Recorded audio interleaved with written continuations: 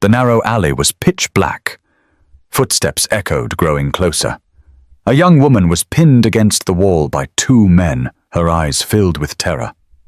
Then came the scream that cut through the night. "Daddy, please help her." From the shadows, a man in simple work clothes emerged, carrying nothing but his late wife's broken compass. Within seconds, both attackers were on the ground. The trembling girl looked up at him while his daughter hugged him tight. "You saved her, Daddy." He had no idea that tomorrow this moment would bring the most powerful CEO in the city straight to his doorstep. Before we continue, please tell us where in the world you're tuning in from, and let us know in the comments if you believe true heroes live quietly among us. Meet Daniel Rivers, 36 years old, a construction worker in Portland, Oregon. At first glance, he looks ordinary: weathered hands, work boots, and clothes that smell like sawdust and honest labor. But his solid build and the way he scans every room he enters tells a different story. Every morning at 6 o'clock, Daniel's alarm doesn't ring for himself. It rings for his 8-year-old daughter, Lucy. She's the light of his world, with bright green eyes, messy blonde hair, and a smile that could melt the hardest heart. "Daddy, look what I drew." Lucy runs to him this particular Thursday morning, holding up a colorful picture of a man wearing a cape, standing tall against dark shadows. "It's you, my superhero, Daddy." Daniel chuckles, kneeling down to her level, his knees creaking slightly from years of physical work. "I'm just a regular dad." "Sweetheart, no way. Regular dads can't fix everything like you do. Regular dads don't make the scary monsters go away with just a hug." If only she knew the truth. 3 years ago, Daniel's world collapsed in a single phone call. Rebecca, his wife, died in a car accident on Highway 26 during an ice storm. One moment he was serving overseas as part of an elite military security team, the next he was booking emergency leave to come home to a funeral and a confused little girl who kept asking when Mommy was coming back.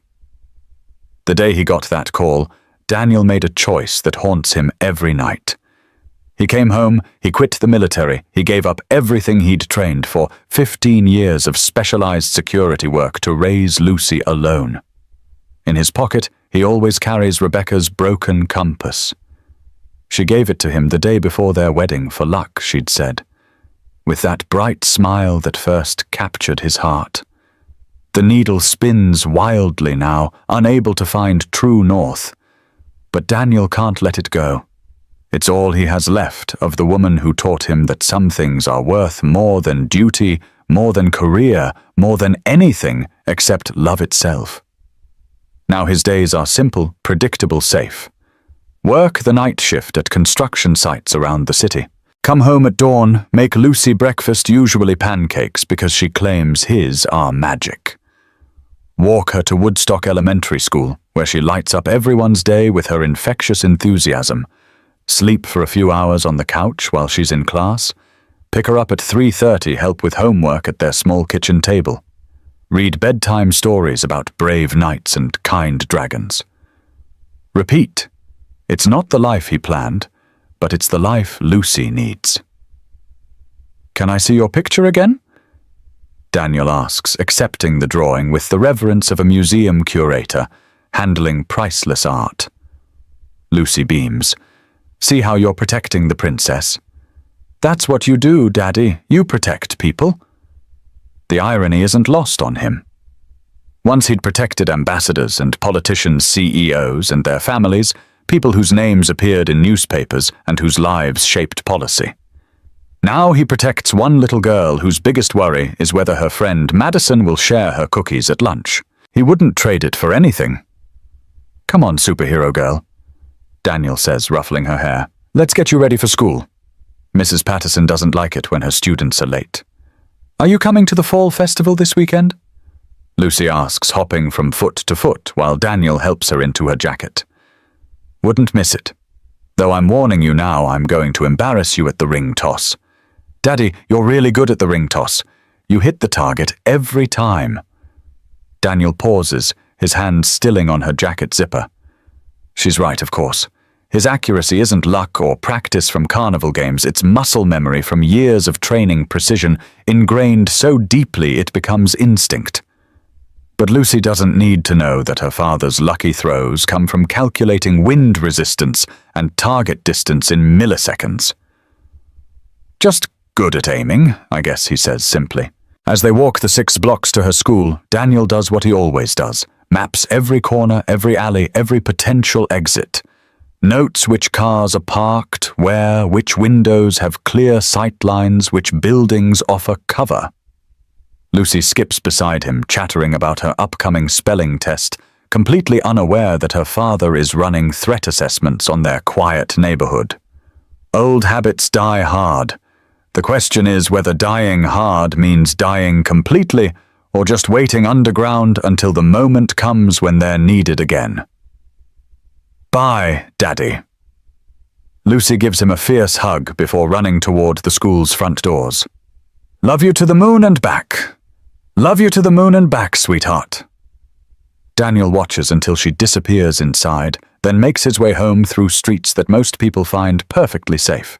He sees potential danger in every shadow, hears threat in every unexpected sound, feels the weight of Rebecca's broken compass against his chest like a reminder that sometimes, no matter how well you prepare, you can't protect the people you love from everything. But you have to keep trying.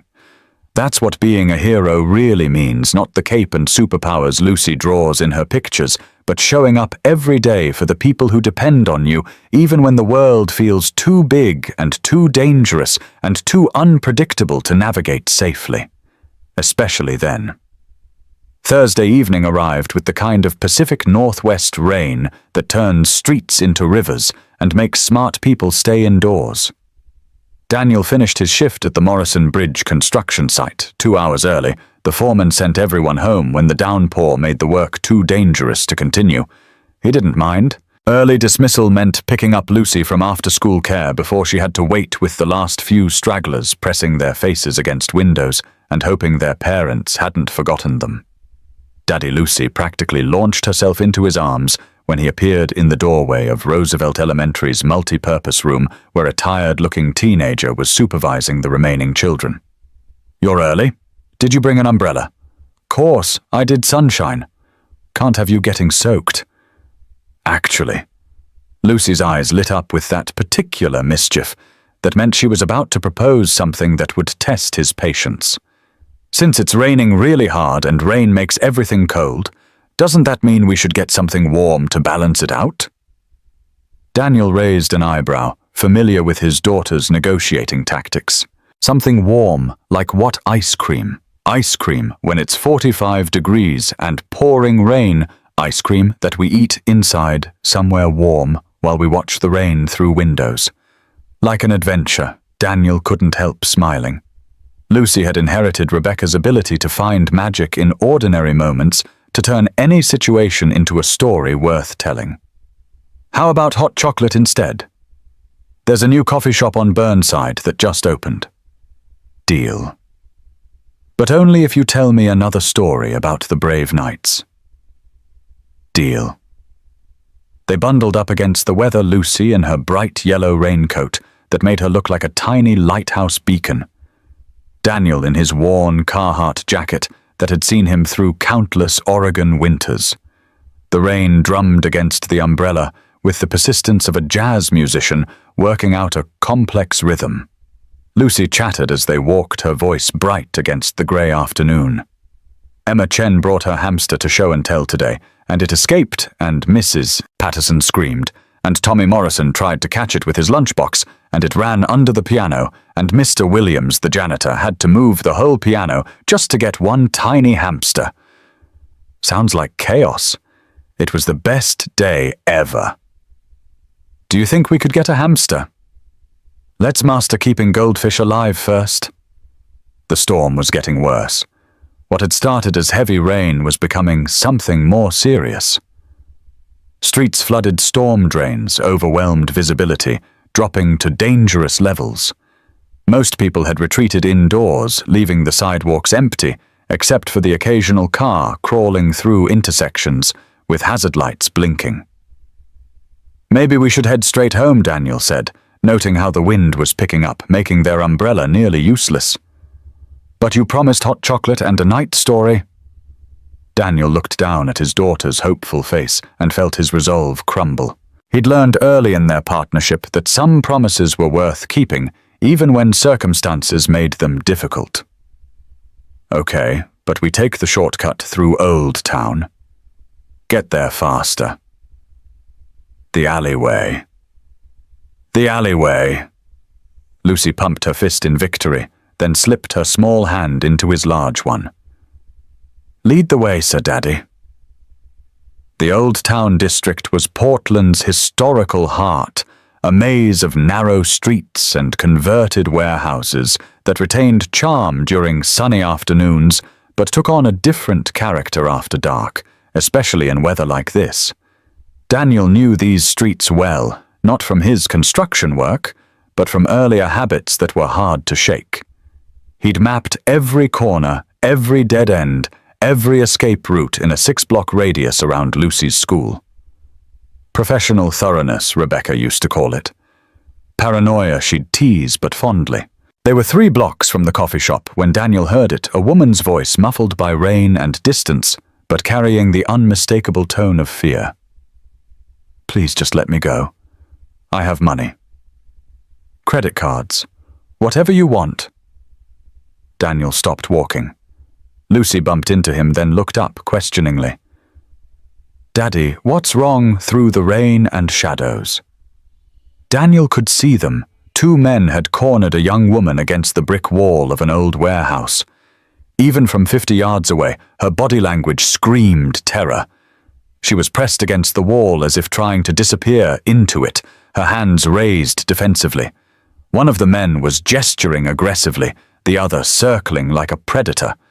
Their positioning was professional, one blocking escape routes, the other applying pressure. This wasn't random street crime, it was planned.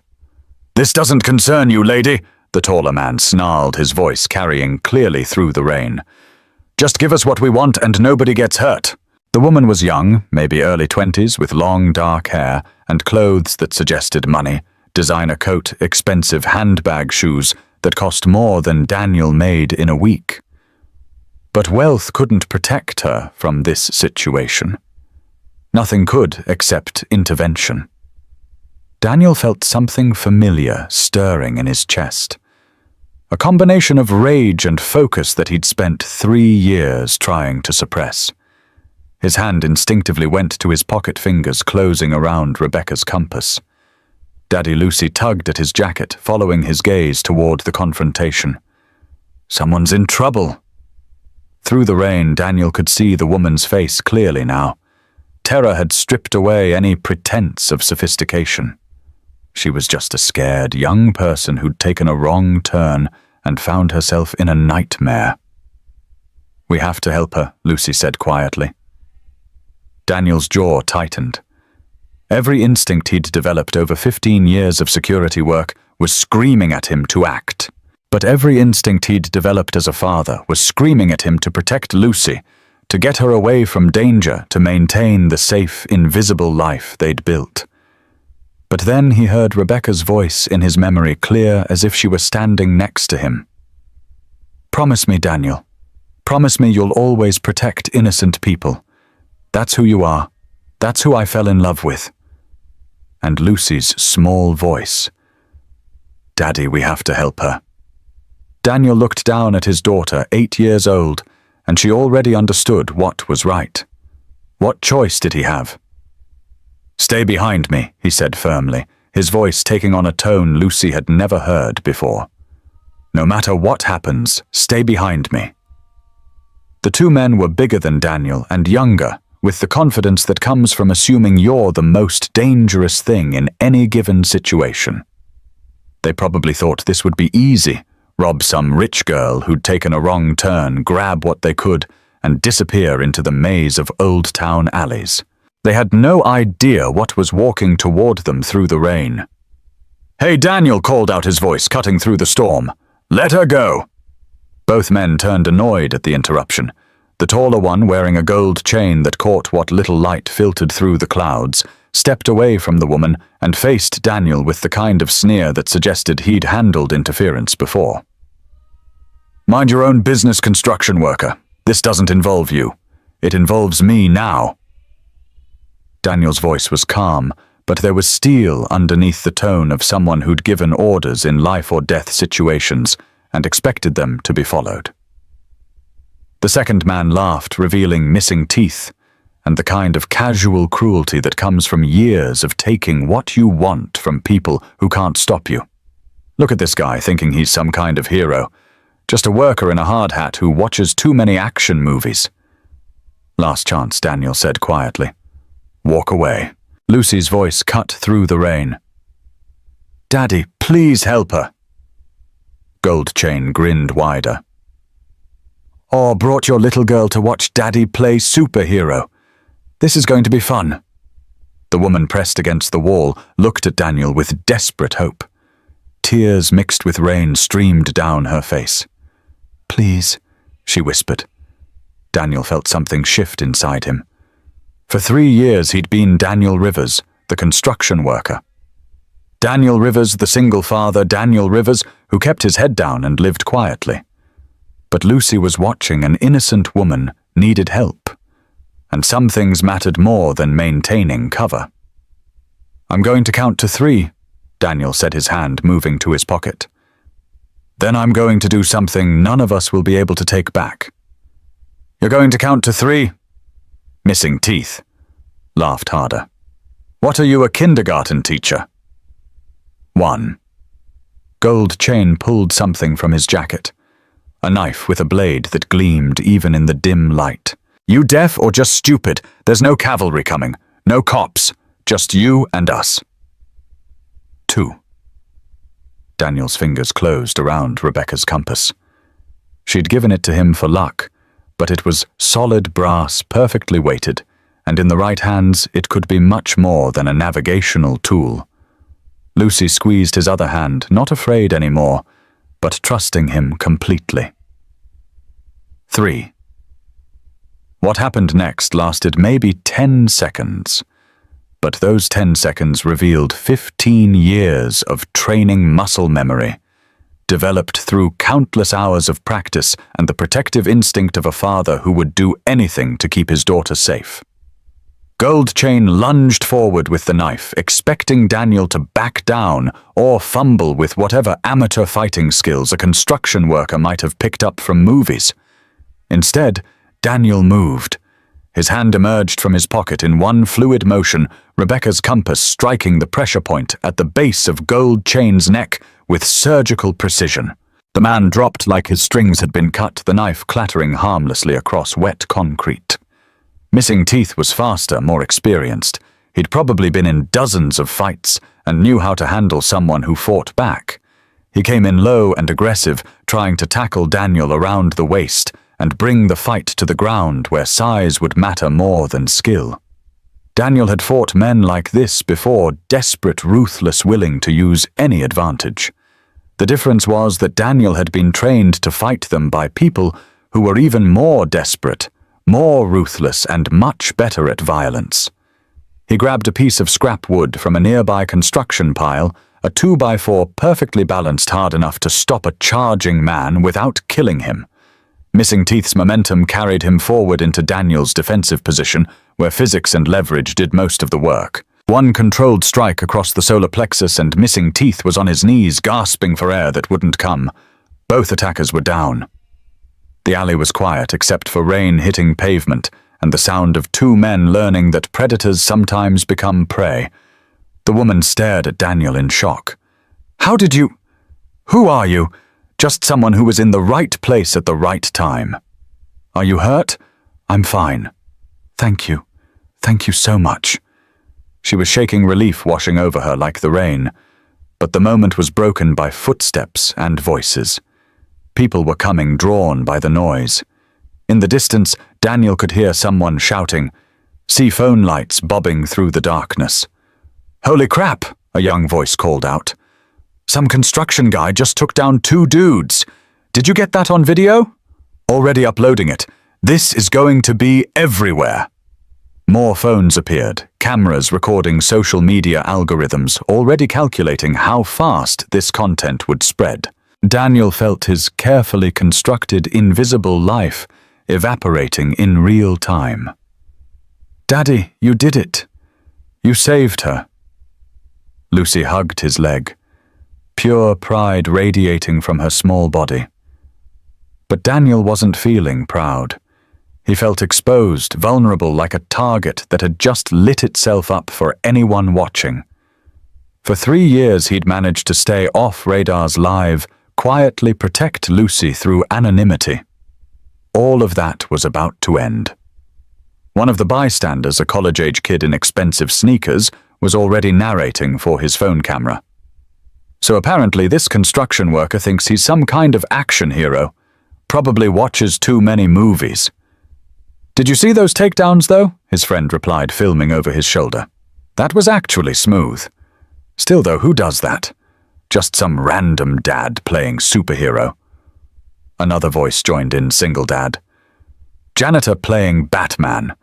This is going to be viral by tomorrow." The woman tried to defend Daniel. "He saved my life. Those men were going to hurt me." Yeah, we get it." Gold, Chain interrupted, getting back on his feet. "Hero of the day, whatever." He pointed directly at Daniel, eyes full of anger. "This isn't over construction, boy.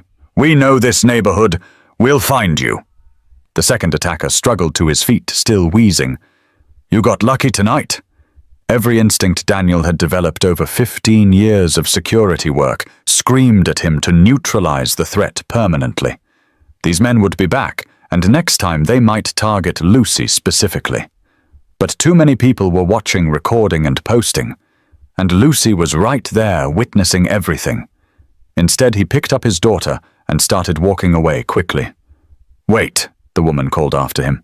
"I don't even know your name. Please let me thank you properly." Daniel didn't turn around. Getting involved had already been a massive mistake. Behind him, he could hear the woman crying, not from fear anymore, but from gratitude that made him feel simultaneously proud and terrified. She kept repeating, "He saved me. He saved me." The crowd was growing, more videos being taken from different angles, more commentary being recorded. Someone had called the police, but Daniel and Lucy were long gone by the time the first patrol car arrived. By the time they reached home, the first video had already been shared 10,000 times. By midnight, Daniel Rivers would be a reluctant internet celebrity, and by morning, his carefully protected quiet life would be completely irreversibly over. Daniel sat on his worn couch at 11:30 that night, watching his life unravel in real time. Lucy was asleep in her small bedroom, exhausted from the excitement, and completely unaware that her father's face was being shared by millions of people across social media platforms. The videos had already been edited, remixed, and given dozens of different soundtracks. The headlines were getting more creative and more cruel by the hour. Construction worker thinks he's Batman, blue-collar hero, or delusional dad. When watching too many action movies goes wrong. Single dad's cringe, hero moment. Minimum wage, vigilante alert. The comments were brutal. Hundreds of people were making jokes about blue-collar heroes and bathroom mirror martial artists. Someone had started a hashtag #ConstructionBatman. A meme was already circulating showing Daniel's face photoshopped onto various superhero bodies, with captions like "Works construction by day fights crime by delusion." But what made Daniel's blood run cold were the comments that weren't joking. "Anyone know who this guy is? I recognize that alley. That's in the Old Town district. I've seen him around the construction sites downtown. Drives a beat-up Toyota. He lives in the Riverside area. I've seen him dropping off a kid at school. Found his name, Daniel Rivers. Works for Morrison Construction." His phone had been buzzing constantly with calls from unknown numbers, reporters probably, or internet trolls who'd somehow gotten his information. He'd turned it off and thrown it in a drawer, but the damage was already done. For 3 years, Daniel had managed to live invisibly. He'd chosen construction work specifically because It was the kind of job where nobody looked too closely, where you could blend into a crew and go home without anyone asking questions about your background or skill set. Now his face was on every platform, and people were digging into his life with the thoroughness of amateur investigators who thought they'd uncovered something interesting. Daniel pulled Rebecca's compass from his pocket, running his thumb over the engraving he'd never noticed before. A small eagle with spread wings so tiny it was barely visible unless you knew exactly where to look. "What am I supposed to do now?" he whispered to the empty room. The worst part was knowing this was just the beginning. By tomorrow, everyone would know his name. News crews might show up at his apartment. Lucy's school might get calls. The quiet, safe life he'd built for his daughter was about to become a circus. He walked to Lucy's bedroom door and looked in on her sleeping form. She was curled up under her favorite blanket, the one with horses that Rebecca had bought her for her 5th birthday. In the morning, she'd wake up excited about her daddy being famous, completely unaware of what that really meant. Fame was attention, and attention was danger, and danger was the one thing Daniel had spent 3 years trying to eliminate from their lives. His phone buzzed again in the drawer. Another unknown caller, another reporter or internet sleuth or someone who'd recognized him from the videos. Daniel closed Lucy's door and returned to the couch, where he spent the next 5 hours watching his carefully constructed life become entertainment for strangers on the internet. What he didn't know was that across town in a mansion overlooking the city, someone else was watching those same viral videos on repeat. Someone who recognized much more than just his face. Someone who knew exactly who Daniel Rivers really was. And at exactly 6 o'clock the next morning, she would be standing at his front door. The knock came at precisely 6 a.m., 3 sharp raps that managed to sound both professional and urgent. Daniel had been awake anyway, sitting at his small kitchen table with coffee that had gone cold hours ago, watching the view counter on the viral videos climb past 2 million. Lucy was still asleep, and Daniel intended to keep it that way for as long as possible. Whatever news crews or internet celebrities or trolls had found his address, he wasn't about to let them disrupt his daughter's morning routine. He looked out the small window beside his front door and froze. A black SUV with tinted windows was parked outside his apartment building. A driver in an expensive suit stood beside it, scanning the street with the trained awareness that Daniel recognized immediately. And stepping out of the vehicle's rear door was a woman who looked like she belonged on the cover of Forbes magazine. Victoria Lane was 30 years old and carried herself with the kind of confidence that came from running boardrooms and closing million-dollar deals. Her dark hair was pulled back in a perfect chignon, her designer suit probably cost more than Daniel made in 3 months, and her presence commanded attention even at 6 in the morning. But her eyes were red from crying. "Mr. Rivers," she said when Daniel opened the door. "My name is Victoria Lane. We need to talk. I think you have the wrong person." "No, I don't." Her voice was shaking slightly, despite her composed appearance. "You saved my sister last night." Daniel's world stopped. "Sister? That woman in the alley? She's my baby sister Emma. She's 23, fresh out of college." Victoria's careful composure cracked slightly. She was walking back from dinner when those men... She couldn't finish the sentence. Daddy Lucy appeared in the hallway, rubbing her eyes and wearing pajamas covered with cartoon unicorns. "Who's the pretty lady?" Victoria looked down at Lucy, and something in her expression softened immediately. "You must be Lucy. Your daddy is a hero." "I know," Lucy said proudly. "I told him he's a superhero, but he says he's just regular." Victoria's laugh was hollow. "Regular, Mr. Rivers, nothing about you is regular." "Ma'am, I appreciate you coming, but..." "You didn't just save her life," Victoria interrupted. "You saved my family. Emma is all I have left. Our parents died when she was 12. I've been taking care of her ever since." Her careful CEO composure completely broke down. This powerful woman who probably commanded hundreds of employees and controlled millions in assets was sobbing on his doorstep. Last night I almost lost her forever. Lucy, with the instinctive kindness that children possess, grabbed Victoria's hand. "It's okay, pretty lady. My daddy makes everything better. He sounds amazing. He is... Do you want some juice? Daddy always says sharing makes people feel better." As Lucy ran to get apple juice from their small kitchen, Victoria wiped her eyes. "She's beautiful. How old is she?" 8. Daniel was still processing the revelation. The young woman he'd saved, Emma, was this powerful CEO's sister. "Physically, Emma is fine thanks to you," Victoria continued. "Emotionally, she keeps saying he saved me, Bella. He saved me. That's what she calls me, Bella." Lucy returned with a glass of apple juice, presenting it to Victoria like a peace offering. "Here, Daddy makes really good pancakes too if you want some." "Thank you, sweetheart. This is delicious." That's when Victoria noticed something that made her breath catch. Daniel was fidgeting with something in his pocket, pulling out what looked like an old compass. "Where did you get that?" she asked, her voice barely a whisper. Daniel hesitated, then handed over Rebecca's compass. "My wife gave it to me before she died." Victoria took the compass with trembling hands, examining it closely. The small eagle engraving so tiny, Daniel had never noticed it seemed to leap out at her. "This pen," she whispered, then corrected herself, "this compass. It has my father's mark." She showed Daniel the engraving, a tiny eagle with spread wings, elegant and precise. "My father gave these compasses to every member of his personal security team. The elite unit that protected our family 15 years ago." Daniel's blood went cold.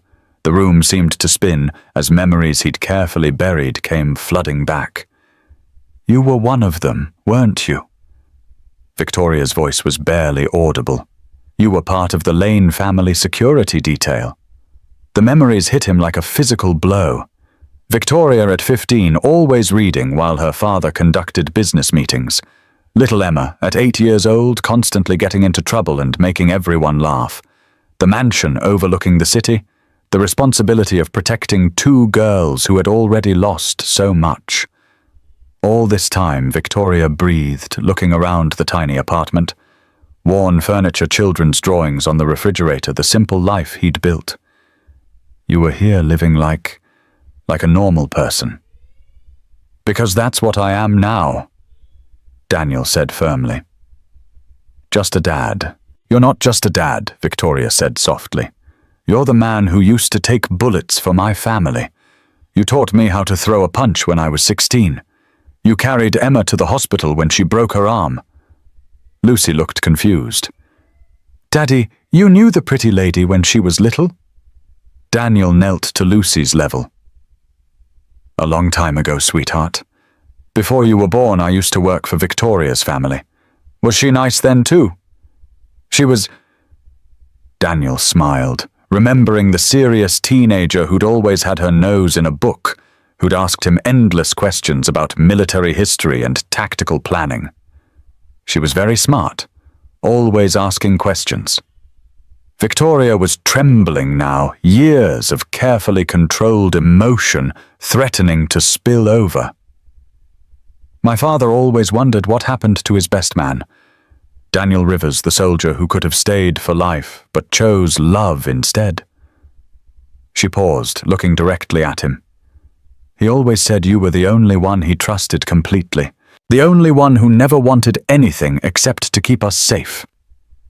Daniel stood slowly, feeling the weight of 15 years pressing down on him. "That was another life, Mrs. Lane." "I'm different now." "Are you?" Victoria challenged. "Because last night when my sister was in danger, you did exactly what you used to do. You protected an innocent person. You put yourself at risk for a stranger." She stepped closer, and Daniel could see the little girl she used to be hiding behind the powerful woman she'd become. "Some things never change, Daniel. Heroes don't stop being heroes just because they change uniforms. Emily clapped her hands. See, Daddy, I told you you're a superhero. Daniel looked at his daughter, then at Victoria, then at Rebecca's compass in his hand. Everything was about to change. The question was whether he was ready for what came next. Victoria's hands shook as she held Rebecca's compass, memories flooding back with the force of a dam breaking. I remember you now. Really remember you. Daniel felt 15 years of carefully constructed normalcy crumbling around him. The woman standing in his modest apartment wasn't just Emma's sister or a powerful CEO. She was the serious 16-year-old who'd asked him to teach her self-defense because she was tired of feeling helpless. You taught me how to throw a proper punch. Victoria continued, her voice soft with memory. Behind the pool house when Father was in meetings. You said every woman should know how to protect herself. You had good instincts, Daniel admitted. Quick learner. And Emma, Victoria's voice broke slightly. She was always getting into trouble. Climbing trees, exploring places she shouldn't go. You carried her to the hospital twice, once for the broken arm, once when she ate those poisonous berries from the garden. Lucy had been listening with wide eyes. Daddy, you saved Emma before too. Different kind of saving, Daniel said quietly. I just did my job. It was never just a job, Victoria protested.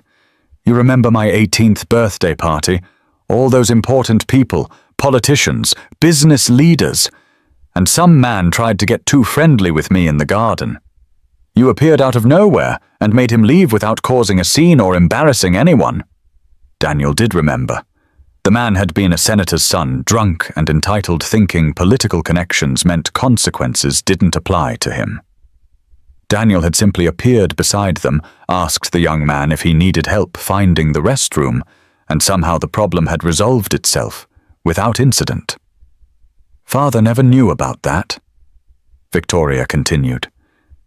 You protected me even from things that would have worried him unnecessarily. That's what you do for family, Daniel said automatically, then realized what he'd said. Family, Victoria repeated. You always treated us like family, not just an assignment. She walked to the window, looking out at the street where people were starting their normal Friday routines, walking dogs, heading to work, living ordinary lives. The day you left, Emma cried for hours. She was 10, then old enough to understand that her favorite person was going away. I had to leave, Daniel said quietly, pulling Lucy onto his lap. I met someone. Rebecca. Victoria turned back to face him. Father had you investigated, you know. Not maliciously, he just wanted to make sure you were happy. When he found out you'd gotten married, started a family. She smiled through tears. He was proud, said his best man deserved love. He investigated me only because he cared. You just disappeared one day. Left a letter saying, personal reasons, thank you for the opportunity, best wishes. Father was hurt that you didn't feel comfortable explaining. Daniel felt a stab of guilt. He'd been young, impulsive, head over heels in love with Rebecca and desperate to start a normal life with her. Leaving the Lane family had felt like escaping from the pressure, from the constant vigilance, from the weight of protecting people whose lives were always under threat. I'm sorry, he said. I should have explained better. Why didn't you, Victoria asked? Father would have understood. He might have even helped you transition to something else within the security field. Daniel looked down at Lucy, who was playing with her hands and listening to every word. How could he explain that he'd wanted to run as far as possible from a world where violence was always lurking around corners, that he'd wanted Lucy to grow up somewhere safe, somewhere normal, somewhere she'd never have to worry about threats against her father's life. I wanted out completely, he said finally. I wanted a quiet life, a safe life. And instead you ended up working construction night shifts to support your daughter alone. Victoria's voice held no judgment, just sadness. Daniel, you could have come to us when Rebecca died. Father would have helped. The company would have... I didn't want help. Daniel interrupted more sharply than he intended. I wanted to handle it myself, by struggling financially, by working yourself to exhaustion, by hiding who you really are. Lucy spoke up for the first time in several minutes. Daddy, why are you sad? The pretty lady isn't trying to be mean. Daniel hugged his daughter close. I'm not sad, sweetheart. Just remembering. Victoria knelt down beside Lucy's chair. Your daddy is the bravest person I've ever known. When I was your age, he kept me safe from scary things, and now he keeps you safe. He's the best daddy in the world, Lucy said matter-of-factly. He makes pancakes and reads stories and fixes everything that's broken. Everything except compasses, Daniel said with a sad smile, holding up Rebecca's broken compass. Maybe it's not really broken, Victoria said softly. Maybe it just needs the right moment to find its purpose again. She stood and walked back to the window, her CEO composure returning as she processed the situation. The entire internet is talking about you now. Your face is everywhere. I know. There are news crews setting up outside Emma's apartment building, reporters calling the hospital where we took her last night. Our family name is trending on social media for the first time since Father died. Daniel felt the walls closing in. I never wanted any of this attention. I just wanted to help. I know. That's what makes you who you are. Victoria turned to face him, and suddenly she wasn't the powerful CEO anymore. She was the scared 16-year-old girl who'd lost her parents and needed someone strong to teach her how to be strong too. But Daniel, you can't hide anymore. Not after last night. The world knows you exist, and they're going to keep digging until they find out everything. Lucy tugged at his shirt. Daddy, are you famous now? Daniel looked at his daughter's excited face and felt his heart breaking. Fame wasn't an adventure or a game, it was exposure, vulnerability, the end of the quiet safety he'd built for them both. A little bit, sweetheart. That's so cool. Wait until I tell Madison that my daddy is famous for being a superhero. Victoria! And Daniel exchanged glances over Lucy's head. How do you explain to an 8-year-old that sometimes being a hero just means becoming a target? Mrs. Lane, Daniel started. Victoria, after everything we've been through, I think you can call me Victoria. Victoria, I appreciate you coming here, but Lucy and we need to figure out what comes next. I have a suggestion about that, Victoria said carefully. But first, I need you to know something. Emma is alive because of you. My family is intact because of you. Whatever you need, whatever you want, it's yours. I don't want anything except to keep Lucy safe. Then let me help you do that. Victoria pulled a business card from her purse and set it on the table. Lane Industries has been looking for a new head of security. Someone we can trust completely. Someone who understands that protecting people isn't just a job. It's a calling. Daniel stared at the card without touching it. I can't. Lucy needs me to be her father, not a bodyguard. The job comes with flexible hours, full benefits, and a salary that would let you move Lucy to a better neighborhood, better schools, a house with a yard where she can play safely. Through the window, they could hear car doors slamming. More vehicles were arriving outside, and Victoria added quietly, it comes with the kind of security protocols that would make it very difficult for anyone to use your daughter against you. Daniel's blood chilled. What does that mean? It means that viral video made you visible to more than just reporters and internet trolls. There are people in this world who would love to find the man who embarrassed them in an alley last night. As if summoned by her words, Daniel's phone rang in the drawer where he'd hidden it. The sound was sharp and intrusive in the quiet apartment.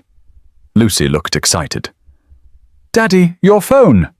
Maybe it's someone calling to say you're a real superhero." Victoria and Daniel both knew it probably wasn't anyone that harmless. "Let me help you," Victoria said urgently. "Let me give you back some of the protection you've given my family." Outside, they could hear voices getting closer. Reporters, probably. Or worse. Daniel looked at his daughter safe and happy in her innocent world, then at Victoria, who represented everything he'd tried to leave behind. The choice was becoming clear: stay exposed and vulnerable, or step back into a world where protection came with a price. Rebecca's compass felt heavy in his pocket, its broken needle still spinning wildly, still searching for true north. Maybe it was time to stop running from the direction it was trying to point. By noon, everything had changed. Victoria Lane stood behind the polished podium in Lane Industries' main conference room, facing a packed crowd of reporters, cameras, and lights that had been hastily assembled after she'd called an emergency press conference. Her public relations team had worked frantically to arrange everything, but Victoria had insisted on controlling the narrative herself. Yesterday she began her voice, steady and strong, despite the emotion underneath the internet, mocked a man they called a construction worker hero. "Today I'm here to tell you who he really is." The room fell silent except for the clicking of camera shutters and the soft whir of recording equipment. Daniel Rivers is a decorated military veteran with 15 years of specialized security experience. He once served as part of the elite protection detail for my family's company. He's a man who gave up a prestigious career to raise his daughter alone after his wife's tragic death in a car accident. She paused, letting that information settle over the crowd before continuing. "The woman he saved in that alley, the woman whose life he risked everything to protect, is my sister Emma, my only remaining family. And if it wasn't for Daniel Rivers' courage training and selfless instinct to help a stranger in danger, I would have lost her forever." The questions came fast and furious, Mrs. Lane. "Are you saying he worked directly for your family? Can you tell us more about his military background? Is it true he's been working construction despite his security training? What can you tell us about the circumstances of his wife's death?" Victoria held up her hand for silence, and the room immediately complied. "Daniel Rivers represents everything that's right with this world." While others walked by, he stepped up. While others pulled out phones to record videos for social media likes, he risked his life to save a stranger. She looked directly into the CNN camera, knowing this would be broadcast nationwide within hours. "Our family and our company owes him a debt we can never repay. More than that, this city owes him recognition for what he truly is: a guardian, a protector, and a hero in every sense of the word." The internet response was immediate and overwhelming. The same platforms that had spent the morning mocking construction Batman suddenly shifted tone completely. New headlines began appearing. "CEO reveals hero's true identity. Former elite guard saves CEO's sister. The Guardian, who never stopped protecting, silent hero. Single dad's secret past, true hero walks among us." The comment sections transformed overnight. "This man is a legend. Respect. Sorry for judging him. True hero right here. We don't deserve people like this. This is what real courage looks like. Single dad raising his daughter and saving lives." Hero status confirmed. But the most meaningful moment came that afternoon when Victoria arrived at Daniel's apartment with Emma. Emma Lane was small and delicate, with the same dark hair as her sister, but a softer, more vulnerable presence. She'd spent the morning being examined by doctors, giving police statements and processing the trauma of what could have happened to her. When she saw Daniel, her carefully maintained composure finally cracked. "It's you," she whispered, walking toward him like she couldn't quite believe he was real. "It's really you." Lucy bounded into the room carrying a piece of paper. Look what I drew." She held up a colorful picture of a man with a cape standing protectively in front of a woman, shielding her from dark shadows. "It's you, Daddy, saving the pretty lady." Emma looked at the drawing and started crying, not from fear or trauma this time, but from pure gratitude and the overwhelming relief of being alive. "Hi, Lucy," Emma said, kneeling down to the 8-year-old's level. "Your daddy is the bravest person I've ever met. I know he's my superhero. Do you want to see more drawings? I have one of him fighting dragons." As Lucy led Emma away to show off her artwork, Victoria turned to Daniel. "The whole city is talking about you now, but in the right way." Daniel shook his head. "I never wanted any of this attention." "I know. But sometimes heroes don't get to choose when the spotlight finds them." She looked toward the corner where Lucy and Emma were now giggling over crayons and colored paper. "You gave me my sister back. You gave Lucy a father who shows her what real courage looks like. And you gave this city something it desperately needed." "What's that?" Victoria smiled, and for the first time since he'd known her, it reached her eyes completely. "Hope. Proof that good people still exist. That heroes walk among us even when we don't recognize them." Outside, Daniel could hear people talking as they passed by his apartment building. For the first time in years, they were saying his name with respect instead of pity or indifference.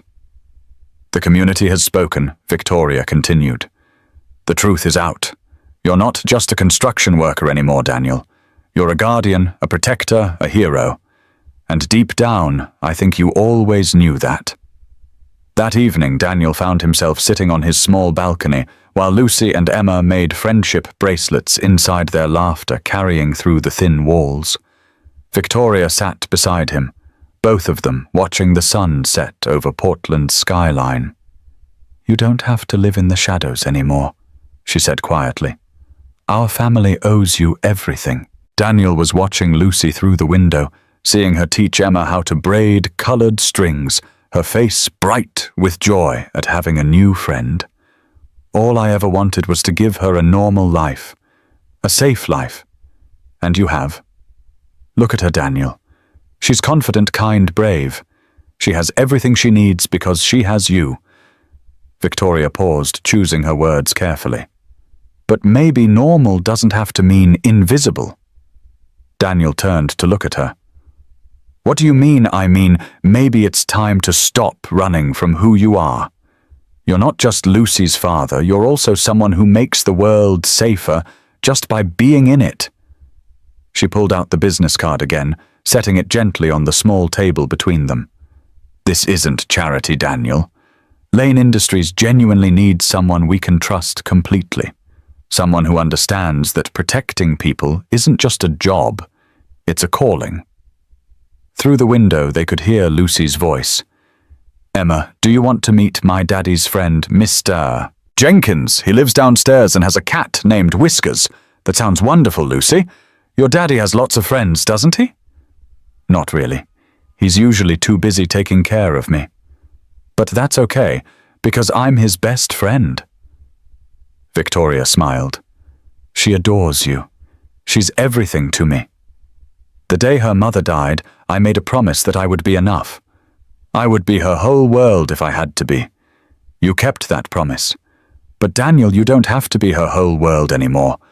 Look in there, she's already making new friends. She wants to share you with the world."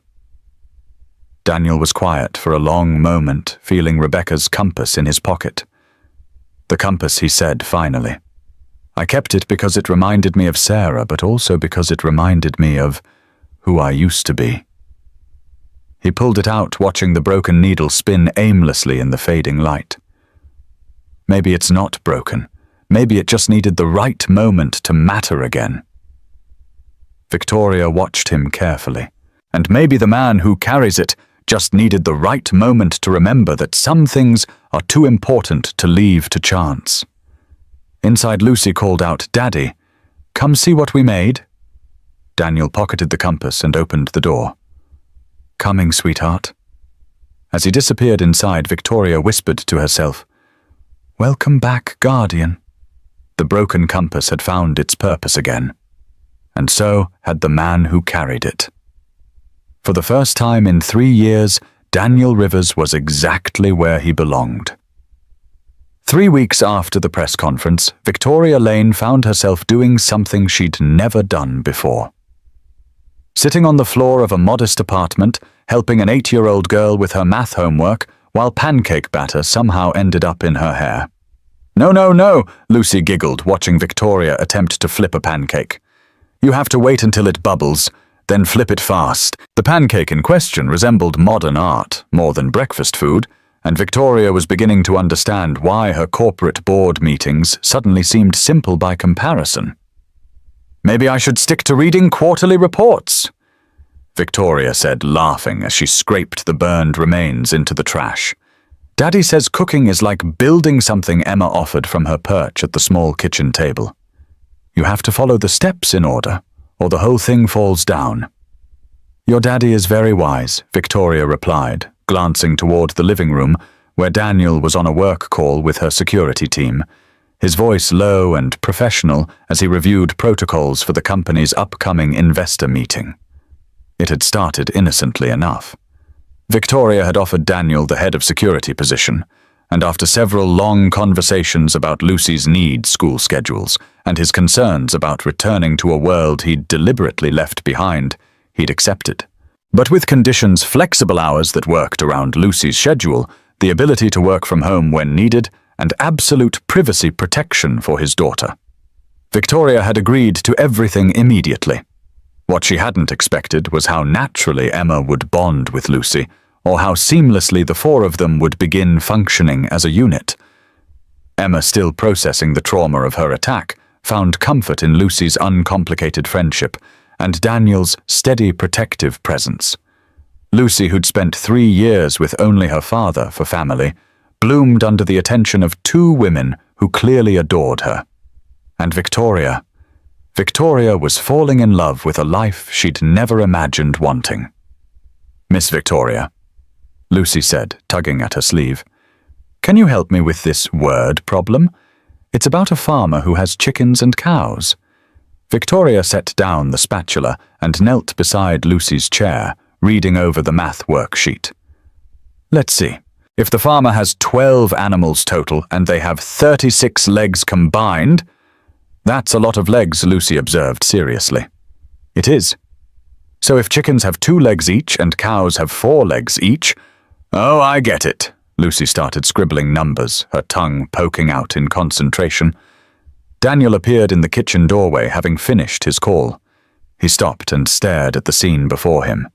Victoria, in jeans and a simple sweater, instead of her usual power suits, sitting cross-legged on the floor next to his daughter, both of them covered in flour and completely absorbed in a math problem. "How's the homework going?" he asked. "Miss Victoria is really good at math, but terrible at pancakes," Lucy announced. "But that's okay because you can't be good at everything." "Very wise philosophy," Daniel agreed, trying not to smile at Victoria's mortified expression. "I run a multi-million-dollar company," Victoria said defensively. "I should be able to handle pancake batter. Different skill sets." Emma said diplomatically, "You're amazing at business stuff. Cooking just takes practice." Daniel stepped into the kitchen and smoothly took over the pancake situation, his movements efficient and practiced. Within minutes, perfect golden pancakes were stacking up on a plate. "Show off," Victoria muttered, but she was smiling. 3 years of single dad experience? Daniel replied, "You learn to multitask or you starve." Victoria watched him work the easy confidence in the kitchen, the way he automatically checked that Lucy had finished her math, before offering her a pancake, the gentle manner in which he asked Emma if she wanted syrup or just butter. This was Daniel in his element, not the elite security specialist or the viral hero, but simply a father taking care of the people he loved. The realization hit her like a physical blow. She was falling for him. Not the legend or the guardian or the man who'd saved her sister, but this version, flour-dusted and patient, making Saturday morning breakfast while fielding work calls and helping with homework. "Earth to Victoria," Emma said, waving a hand in front of her face. "You're staring." Victoria blushed furiously. "I was just thinking about work." Emma said, clearly not buying it. "Sure you were." Daniel seemed oblivious to the exchange, focused on making sure everyone had enough to eat. "Lucy, remember we're going to the farmer's market after breakfast. Emma, you're still coming with us, right? Wouldn't miss it. Lucy promised to show me how to pick the best apples." "It's a very important skill," Lucy said solemnly. "You have to look for the ones that are red, but not too red, and they have to feel heavy, but not too heavy." Victoria found herself smiling at Lucy's serious approach to apple selection, then caught Daniel watching her with an expression she couldn't quite read. "What?" she asked. "Nothing. Just, you look different when you smile like that. Different how younger, happier."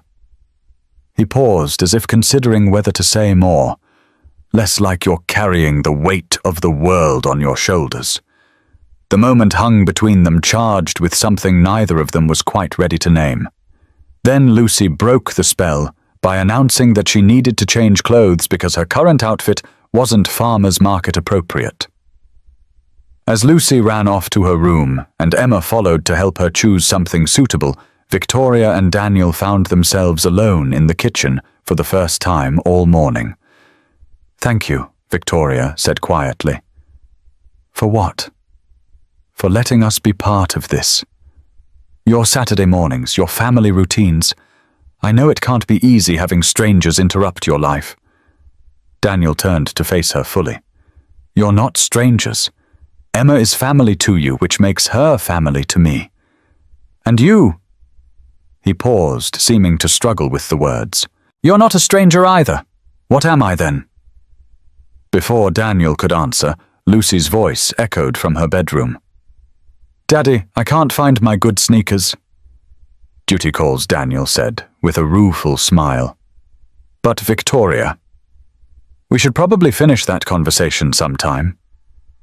As he went to help Lucy with her shoe crisis, Victoria remained in the kitchen, her heart racing and her carefully controlled world tilting on its axis. She was Victoria Lane, CEO of Lane Industries, one of the most powerful women in the city. She didn't fall for single fathers who made perfect pancakes and treated her like she was just a person instead of a corporate entity. Except, apparently, she did.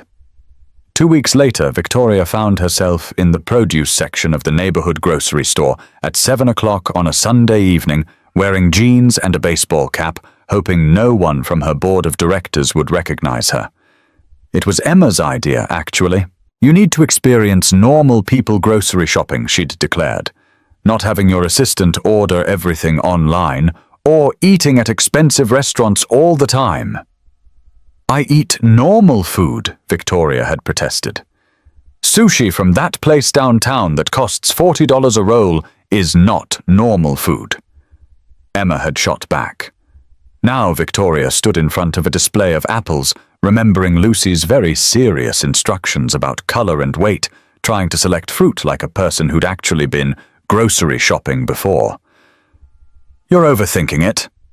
Victoria turned to find Daniel approaching with Lucy and Emma, their own cart already half full of sensible groceries.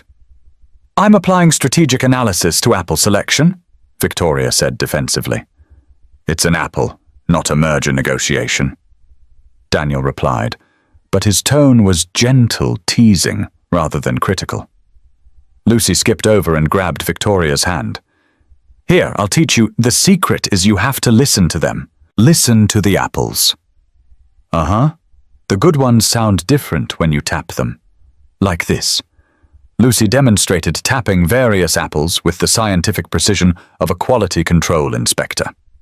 Victoria found herself kneeling in the produce section, seriously listening to fruit, while Daniel watched with undisguised amusement. "This is ridiculous," Victoria muttered. "This is life," Daniel corrected. "Real life. The kind where you learn things from 8-year-olds and worry about whether you're buying the right cereal. I have people who buy my cereal. I know. That's exactly the problem. An hour later, Victoria's cart contained items she'd never purchased before. Sandwich bread, peanut butter juice boxes, frozen vegetables, and dishwashing liquid. Basic supplies for a basic life.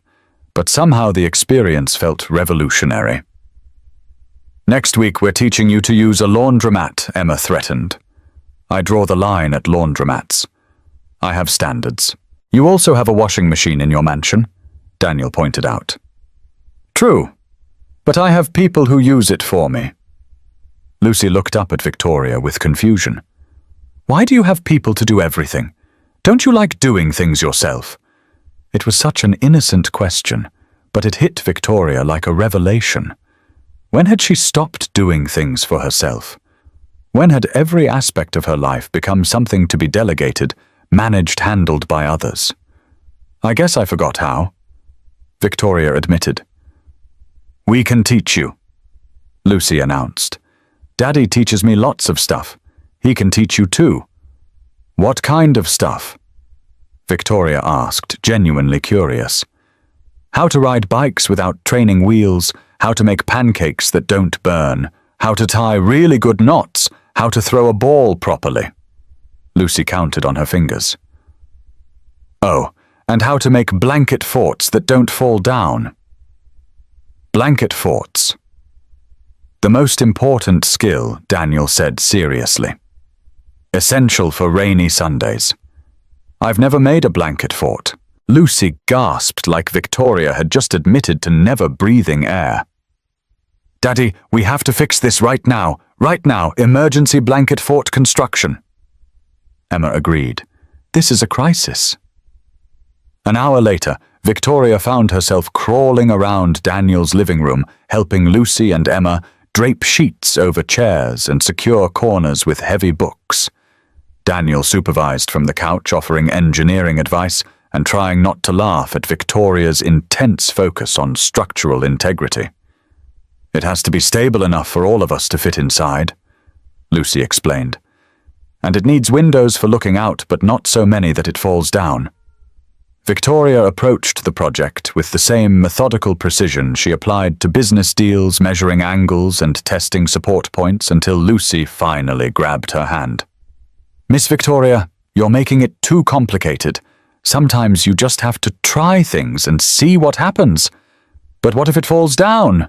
Then we build it again." "That's the fun part." Victoria looked at Lucy, 8 years old and fearless, willing to try anything because failure just meant you got to try again, and felt something shift inside her chest. "Okay," Victoria said. "Let's just see what happens." The fort that emerged was architecturally questionable, but surprisingly cozy. All 4 of them managed to squeeze inside, surrounded by soft fabric and warm lamplight, sharing popcorn and telling stories. "This is nice," Victoria said softly, surprised by how true that was. "Better than board meetings?" Emma asked. "Much better than board meetings." Lucy curled up against Victoria's side like it was the most natural thing in the world. "Can you come to my school play next week?" "We're doing Goldilocks, and I'm the middle-sized bear." Victoria's first instinct was to check her calendar to think about conflicts and meetings and responsibilities.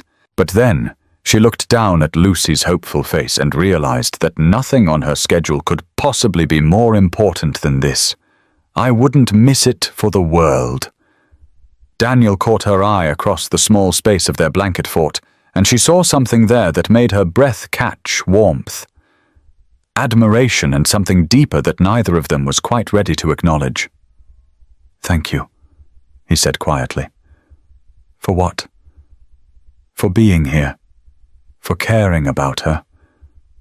For—" He struggled with the words. "For making us feel like we matter. Daniel, you both matter more than you know." Lucy had fallen asleep against Victoria's shoulder. One small hand curled around Emma's fingers, in the soft light of their improvised sanctuary, surrounded by the gentle breathing of people she was learning to love. Victoria realized that everything she'd thought she wanted from life had been completely wrong. She'd spent years building walls, accumulating power, controlling every variable she could manage. But here in a blanket fort that could collapse at any moment, she felt more secure than she ever had in her corner office overlooking the city. Victoria Daniel said softly, When this is over, when Lucy wakes up and we clean up and go back to our regular lives, I want you to know something." "What's that?" "You're not just my boss. And this isn't just about work. At least not for me." Victoria's heart stopped, then started again at double speed. "Daniel, I know it's complicated. I know there are 100 reasons why it's not practical or professional or smart. But I need you to know what I feel for you isn't gratitude or obligation. It's what Victoria whispered. Before Daniel could answer, Lucy stirred against Victoria's shoulder, mumbling something about bears and porridge in her sleep. The moment passed, but the words hung in the air between them, changing everything and nothing all at once. Victoria spent the rest of the evening thinking about Daniel's unfinished sentence, about the way he'd looked at her in the soft light of their blanket fort, about the possibility that she might not have to choose between the life she'd built and the life she was discovering she actually wanted. Maybe, just maybe, she could have both. The Lane Industries annual company picnic was Victoria's least favorite corporate obligation. 200 employees, their families and board members, pretending to enjoy forced socializing in Pioneer Courthouse Square, while she made small talk and posed for photos that would appear in the company newsletter. This year felt different, though. This year she found herself scanning the crowd not for investors or department heads, but for a specific father and daughter who'd somehow become the most important people in her carefully structured world. She spotted them by the face-painting booth, Lucy getting elaborate butterfly wings painted on her cheeks, while Daniel stood patiently behind her, one protective hand on her shoulder, watching the crowd with the situational awareness that never quite left him. "He's good with her," Emma observed, appearing at Victoria's elbow with 2 cups of lemonade. "He's a wonderful father." "That's not what I meant, and you know it." Victoria accepted the lemonade and tried to look casual. "I don't know what you're talking about." "Bella, I'm 23, not 12. I can see the way you look at him." "How do I look at him? Like he's the answer to a question you didn't know you were asking." Before Victoria could respond, Lucy came running over. Her face transformed into a masterpiece of blues and yellows that would probably take an hour to wash off. "Miss Victoria, look at my butterfly wings. Do you like them?" "They're beautiful, sweetheart. You look like you could fly away." Want to see Lucy spread her arms wide and spun in a circle, nearly colliding with a passing executive who smiled politely and continued walking. Daniel approached more slowly, his eyes scanning the crowd out of habit. "Having fun?" "More than I expected," Victoria admitted, "though I think Marcus from accounting is plotting to corner me by the dessert table and pitch his ideas for streamlining our procurement processes." "Crisis management," Daniel said seriously. "I can create a diversion. Professional bodyguard services. Professional dad services. Lucy, want to show Miss Victoria how the ring toss works?" "Yes, I'm really good at it. Daddy taught me about aiming and physics and stuff." As they walked toward the game booths, Victoria noticed how other employees looked at Daniel, not with the deference they showed her, but with genuine respect and curiosity. Word had spread through the company about their new head of security's background, about the viral video about his connection to the Lane family. Mr. Rivers called Janet from HR, approaching with her husband and 2 teenage sons. "I wanted to thank you again for that safety presentation you gave to our department last week. Really eye-opening stuff about situational awareness." "Just practical information," Daniel replied. "Things everyone should know." "Well, my kids have been practicing those techniques you showed us. Makes me feel better about them walking home from school. As Janet and her family moved on, Victoria realized she was seeing Daniel through different eyes. Not just as the man who made perfect pancakes and helped with homework, but as someone who used his skills to make other people safer, to teach them how to protect themselves and their families. "You're staring again," Emma said quietly. "I'm observing. You're smitten." Before Victoria could deny it, Lucy grabbed her hand. "Come on, let's play ring toss, Daddy show. Miss Victoria how to do the physics thing." Daniel demonstrated the proper technique, calculating distance, accounting for the weight of the rings, adjusting for wind resistance. It was the same precision Victoria had noticed when he'd handled her attackers, but applied to carnival games. "Your turn," he said, handing Victoria a ring. She tried to apply his instructions, but the ring sailed wide of the target. Lucy giggled. "It's okay, Miss Victoria. It takes practice. Try again." Victoria's second attempt was better, but still missed. Daniel stepped closer, his hands covering hers as he guided her arm through the proper motion. "Feel the weight," he said softly, his breath warm against her ear. "Don't overthink it. Just trust your instincts." The ring sailed true, landing perfectly around a bottle. Lucy cheered, Emma applauded, and Victoria found herself very aware of how close Daniel was standing, how his hands had lingered on hers just a moment longer than necessary. "Beginner's luck," Victoria said, trying to ignore the way her pulse had quickened. "Good instincts." Daniel corrected his eyes, meeting hers with an intensity that had nothing to do with carnival games. The afternoon continued with more games face-painting for Emma. She chose a sunflower and a group photo that Victoria knew would become her favorite picture from any corporate event she'd ever attended. Not because of the professional networking or business opportunities, but because Lucy was sitting on her lap. Daniel's arm was around her shoulders, and for the first time in years, she looked genuinely happy in a company photo. As the picnic wound down and families began collecting their things to head home, Victoria found herself reluctant to let the day end. Lucy had fallen asleep in her chair, exhausted from all the excitement, and Emma was helping other volunteers clean up game equipment. "Thank you for coming today," Victoria said to Daniel, as he gently lifted Lucy into his arms. "Thank you for inviting us. Lucy had a great time. What about you?" "I had a good time too. It was nice to see you outside the office." More relaxed. They walked slowly toward the parking area, neither of them wanting to rush toward the end of their time together. Daniel Victoria began, then stopped, unsure how to voice the thoughts that had been building all day. "What is it?" "Nothing. Just, I'm glad we're friends." Daniel stopped walking and looked at her carefully. "Is that what we are?" "Friends," Victoria felt her heart racing. "What else would we be?" "I don't know," Daniel admitted. "But I know that when I watch you with Lucy, when I see you laughing at something Emma said, when you get competitive about carnival games, I know that friends doesn't feel like enough anymore." The words hung between them in the evening air, charged with months of growing feelings that neither of them had been willing to acknowledge.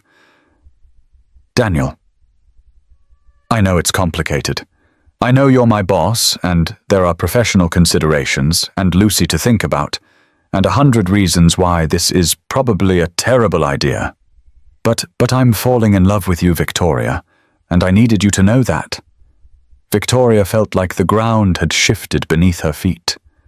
Daniel Rivers, the man who'd saved her sister, who made perfect pancakes, who'd taught her about blanket forts and apple selection and what it felt like to be part of a family, was standing in a parking lot confessing that he loved her. "Say something," Daniel said quietly. "Please." "I'm scared," Victoria admitted. Of how much I want this. Of how much I want you and Lucy and the life I see when I'm with you. I'm scared because I've never wanted anything this much, and I don't know how to risk everything I've built for something that might not work." Daniel shifted Lucy's sleeping form so he could reach out and touch Victoria's face gently. What if it does work? What if it doesn't? Then we'll figure it out. Together. But Victoria, I can't keep pretending that having you in our lives is just about work or gratitude or friendship. Can you? Victoria looked at Daniel. Really looked at him and saw her future reflected in his eyes.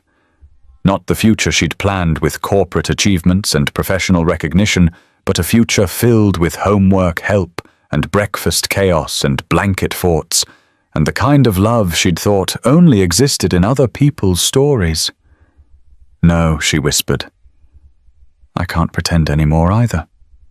Daniel smiled the real smile that she'd only seen him give Lucy, and leaned closer. Good.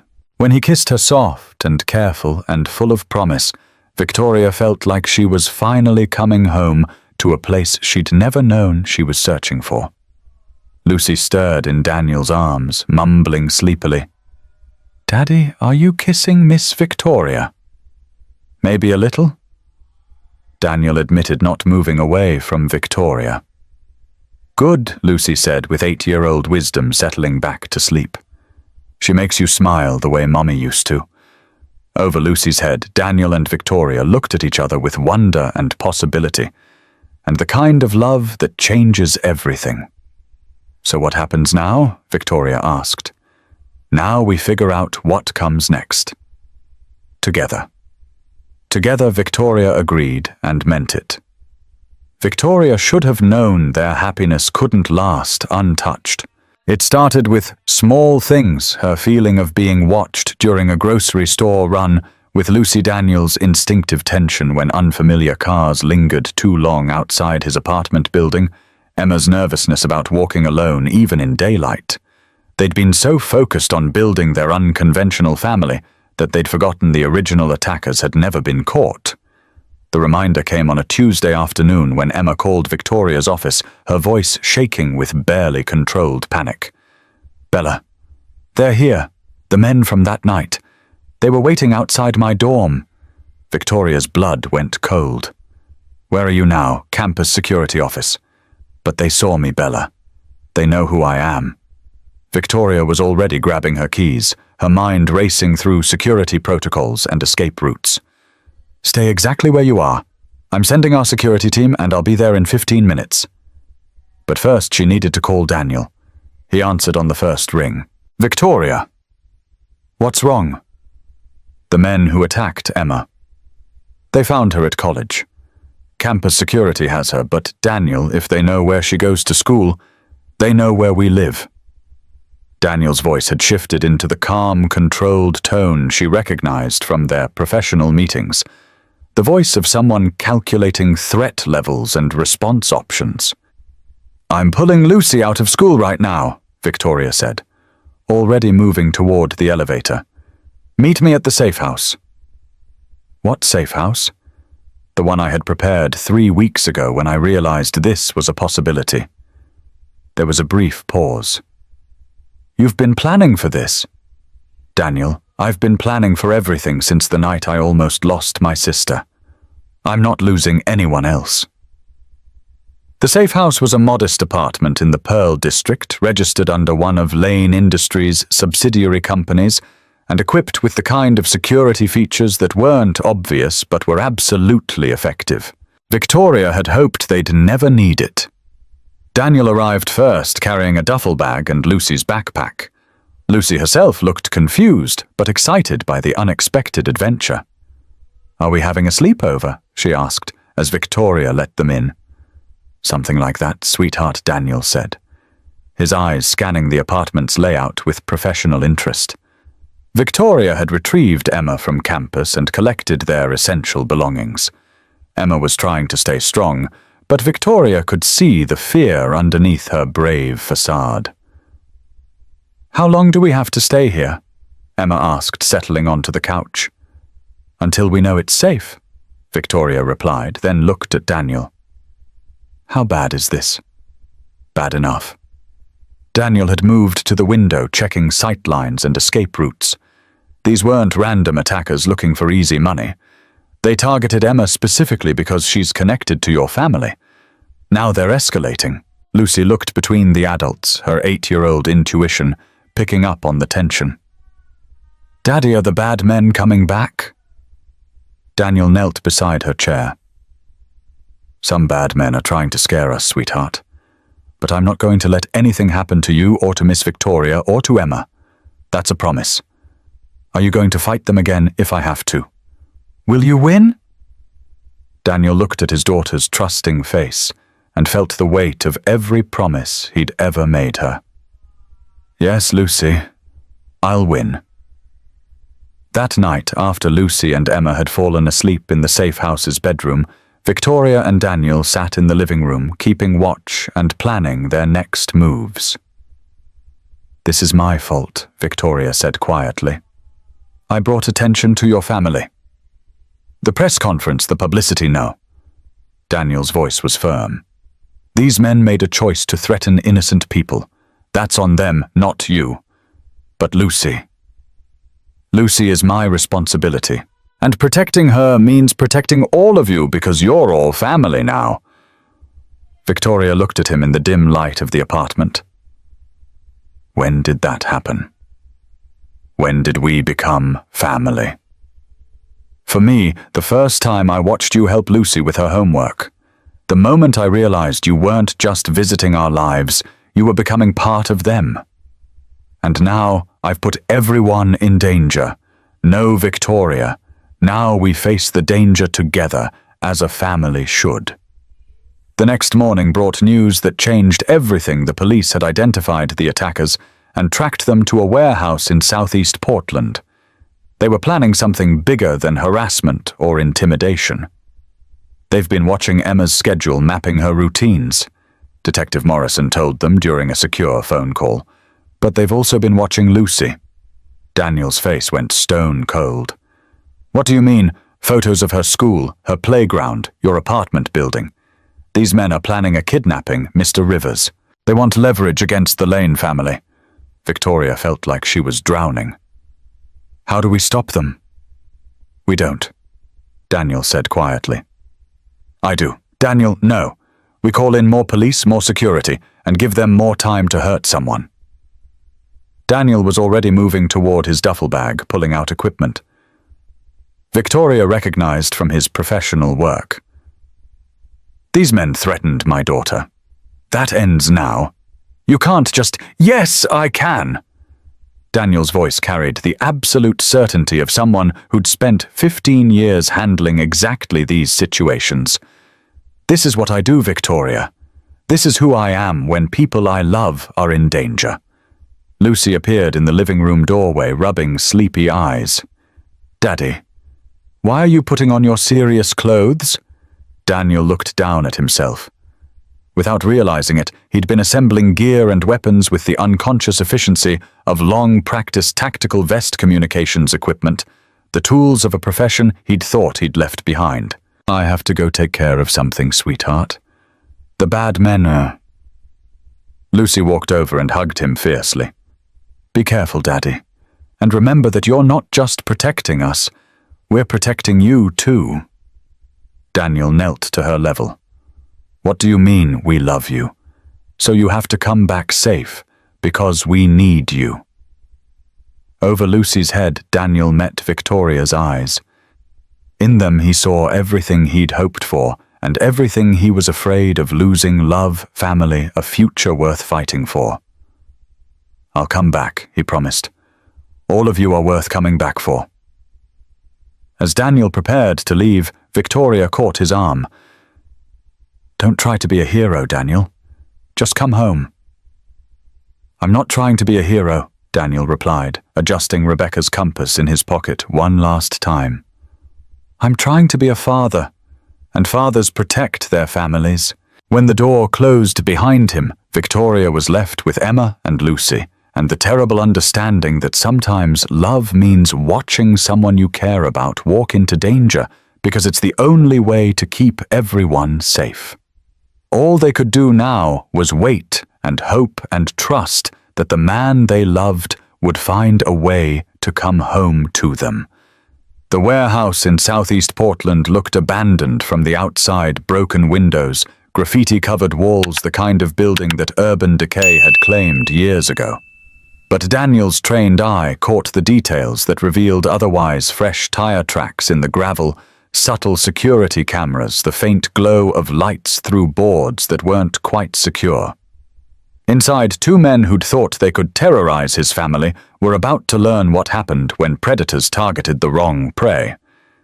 Daniel moved through the shadows with the fluid precision of 15 years training, every step calculated, every sense alert. These weren't random criminals anymore. They'd evolved into something more dangerous, more organized. The police surveillance had revealed their plan. Kidnap Emma or Lucy, use them as leverage against Victoria demand money and safe passage out of the city. They'd made it personal when they'd threatened Lucy. Now it was going to end. "You sure he'll come?" Gold Chain's voice echoed from somewhere in the warehouse's interior. "Course he'll come, missing," Teeth replied. "Hero types can't help themselves. Besides, we got his kid's school schedule, his girlfriend's work routine. He shows up or everyone he cares about gets hurt. What if he brings cops? Then we disappear and hit them when they're not expecting it. But my money says he comes alone. These military hero types think they can handle everything themselves." Daniel smiled grimly in the darkness. They weren't entirely wrong. He'd been moving through the warehouse for 10 minutes, mapping the space, identifying exits, locating his targets. The building was larger than it appeared from outside, multiple levels connecting corridors, plenty of places to hide or escape if things went wrong. But Daniel wasn't planning to hide. His phone buzzed with a text from Victoria Police, "Are 5 minutes out. Don't do anything dangerous until backup arrives." Daniel typed back, "Taking care of the problem now. Tell Lucy I love her." He switched the phone to silent and moved toward the voices. Gold Chain and Missing Teeth had set up in what used to be the warehouse's main floor, surrounded by old equipment and scattered debris that provided cover but also limited their mobility. They'd chosen the position to feel secure, not realizing they'd trapped themselves in a tactical disadvantage. Daniel had learned long ago that confidence could be a weapon if you knew how to use it. "Gentlemen," he called out, stepping into the open space where they could see him clearly. "You wanted to talk. Let's talk." Both men spun toward his voice weapons, appearing in their hands with practiced speed. "Well, well," Gold Chain grinned. "Construction Batman decides to show up after all." "Come to surrender," Missing Teeth added. "Smart choice. Makes this easier for everyone." Daniel stood perfectly still in the center of the space. Hands visible, no apparent weapons, every inch the concerned father they expected him to be. "What do you want?" "What we wanted 3 weeks ago before you decided to play hero. Money. Lots of it. Your girlfriend's loaded right. Lane Industries CEO. She's got resources," Daniel admitted. "Good. Here's how this works. You call her, tell her to transfer $2 million to an account we specify, and we forget this whole thing ever happened. And if she doesn't?" Missing Teeth's smile was ugly. "We know where your daughter goes to school. Sweet little girl walks the same route every day." Daniel felt something cold and focused settle in his chest. The feeling he'd spent 3 years trying to suppress, the state of mind that had made him valuable to people who needed absolute protection. "You made a mistake," he said quietly. "What mistake? You threatened my daughter." Daniel moved.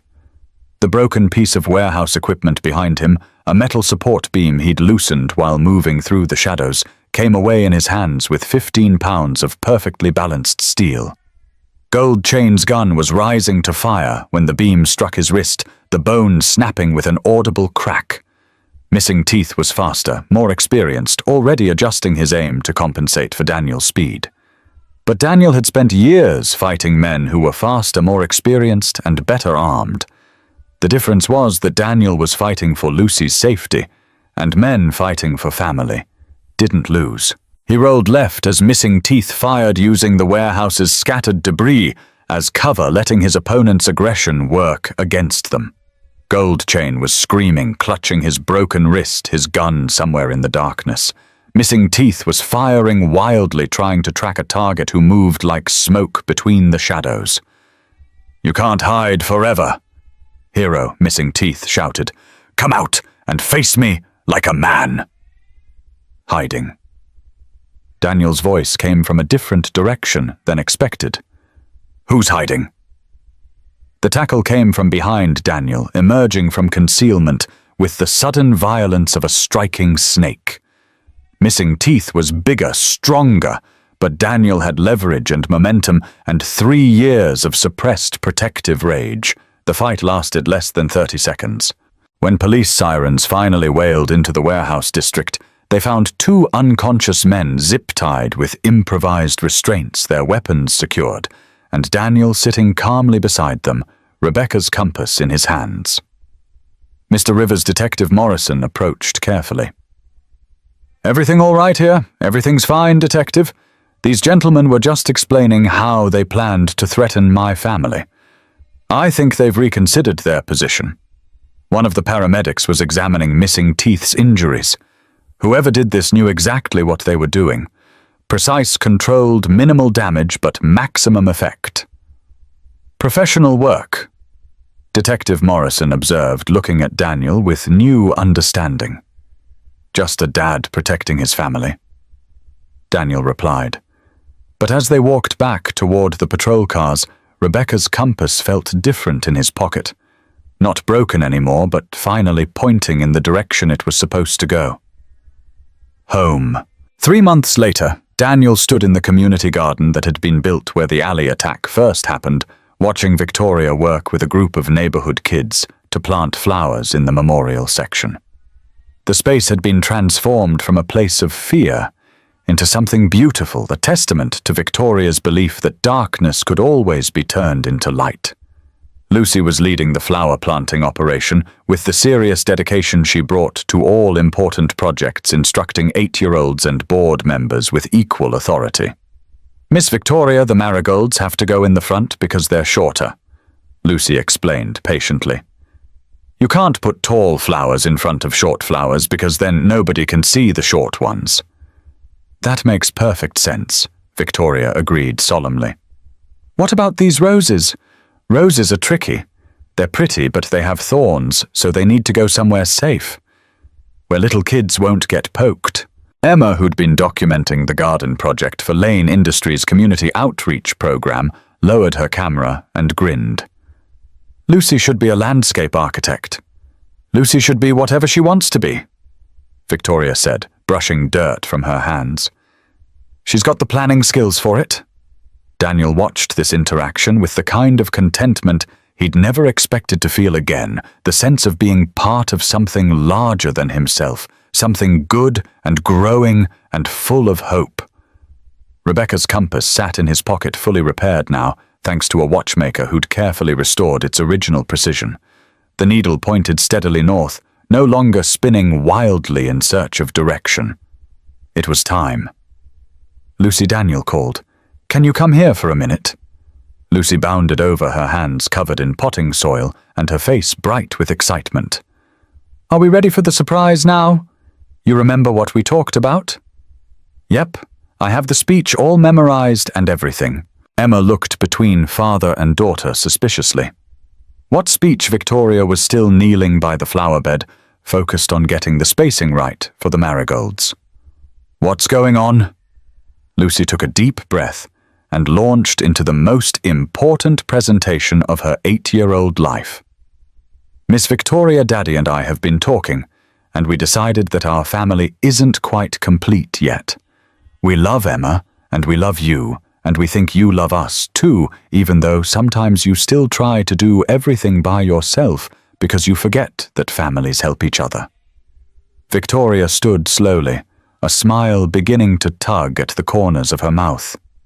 "Lucy, what are you saying? I'm saying that Daddy wants to ask you something very important, and I helped him pick out the ring, and we both think you should say yes because we're already family anyway. We just need to make it official." Daniel stepped forward, pulling the small velvet box from his jacket pocket. She pretty much covered the main points. "Daniel?" Victoria's voice was soft with wonder. "Victoria Lane, you came into our lives because of tragedy, but you stayed because of love. You taught me that heroes don't always fight with weapons. Sometimes they fight with kindness and patience, and the courage to let people into your life, even when it's scary." He dropped to one knee in the garden they'd built together, surrounded by flowers and friends, and the kind of community he'd never thought he wanted to be part of. "You gave me my direction back.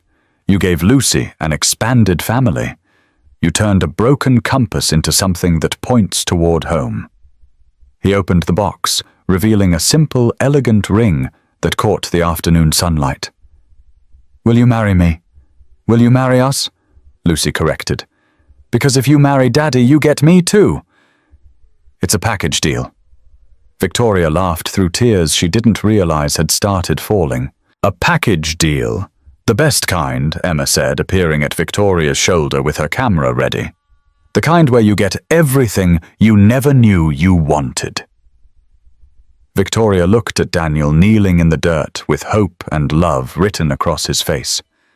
She looked at Lucy, practically vibrating with excitement and ready to burst if Victoria didn't answer soon. She looked at Emma, her sister who'd found her own kind of family in this unlikely group.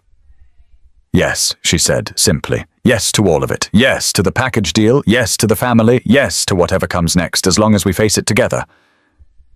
Daniel slipped the ring onto her finger, stood and kissed her while Lucy cheered and Emma took pictures, and the small crowd of volunteers applauded. "We're really getting married?" Victoria asked, still a little stunned by how right this felt. "We're already married," Daniel corrected. "We just need the ceremony to make it legal." When Lucy tugged on Victoria's sleeve, "We were thinking spring. After the flowers we planted today bloom, that way the garden can be part of the wedding." Victoria looked around at the space they'd created together, beauty growing from a place that had once been frightening. Community flourishing where fear had tried to take root. "Perfect," she said. "Absolutely perfect." As they walked home together, Daniel and Victoria, Lucy and Emma. A family that had found each other through crisis and chosen each other through love. Rebecca's compass pointed steadily toward the future they were building together. The wedding took place 6 months later in the community garden, exactly as Lucy had envisioned. Spring had transformed their memorial space into something magical.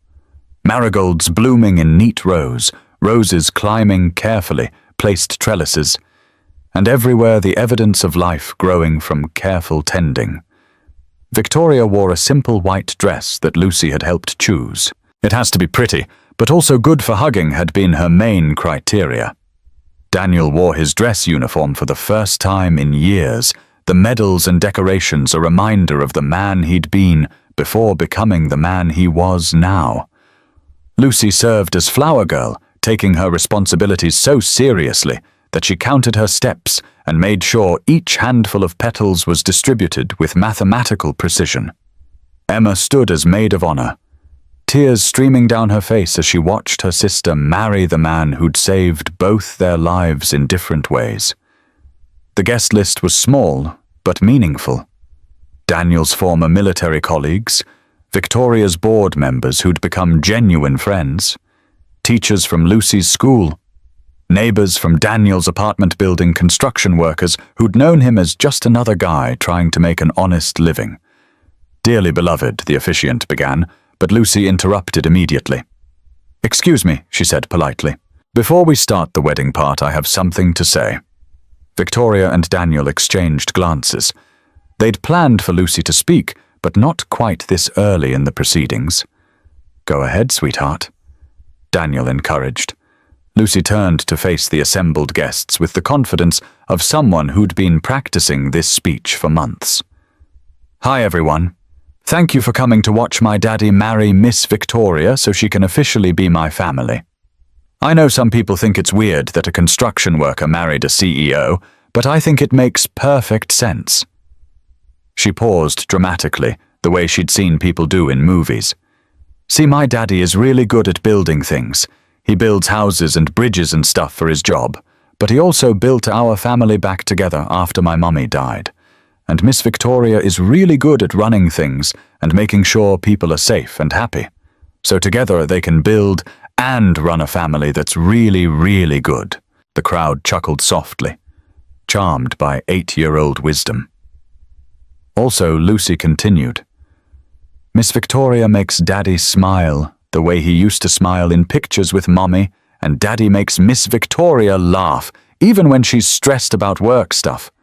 And they both make me feel like the luckiest girl in the world because I get to have the best family ever." She looked up at Daniel and Victoria. "So I think you should get married right now, please, because I'm very excited to officially be Victoria Rivers." The ceremony that followed was simple, heartfelt, and occasionally interrupted by Lucy's helpful commentary. "Don't forget to kiss her daddy, and make sure you mean it when you say forever." Daniel's vows were brief, but powerful, Victoria. "You taught me that love doesn't replace what we've lost. It makes room for what we're meant to find. You are my second chance, my true north, and the answer to prayers I was afraid to pray." Victoria's vows made everyone cry. "Daniel, you saved my sister's life, but you saved my life too. You showed me what family really means, what home really feels like, and what it's like to be loved, not for what I can do or what I can provide, but simply for who I am. Lucy, you're not just getting a stepmother, you're getting someone who already loves you, like her own daughter." When they kissed, as husband and wife, Lucy cheered so loudly that birds scattered from nearby trees. 2 years later, the house in the suburbs had a big backyard where Lucy could practice her softball swing and space for the garden Victoria had insisted on planting. Daniel's construction work had evolved into a consulting firm that specialized in security-conscious building design, while Victoria had restructured Lane Industries to focus more on community development and less on corporate isolation. Emma was finishing her master's degree and spending most weekends at the house, claiming she needed Lucy's help with her thesis, but really just wanting to be part of the family that had saved her in more ways than one. On this particular Saturday morning, Daniel was making pancakes while Victoria sat at the kitchen table with their 3-month-old son James, trying to feed him baby food that he seemed more interested in wearing than eating. "He's definitely your child," Victoria said, as James grabbed the spoon and flung pureed carrots across the kitchen. "Stubborn and determined to do everything his own way. He gets that from his mother," Daniel replied expertly, flipping pancakes while monitoring the chaos. "I'm easygoing." "You're many wonderful things, Daniel Rivers, but easygoing isn't one of them." Lucy bounded into the kitchen, still in pajamas, but already full of energy for the day. "Is baby James eating his breakfast or decorating the kitchen with it?" "Little bit of both," Victoria admitted. "Can I help feed him? I'm really good with babies now."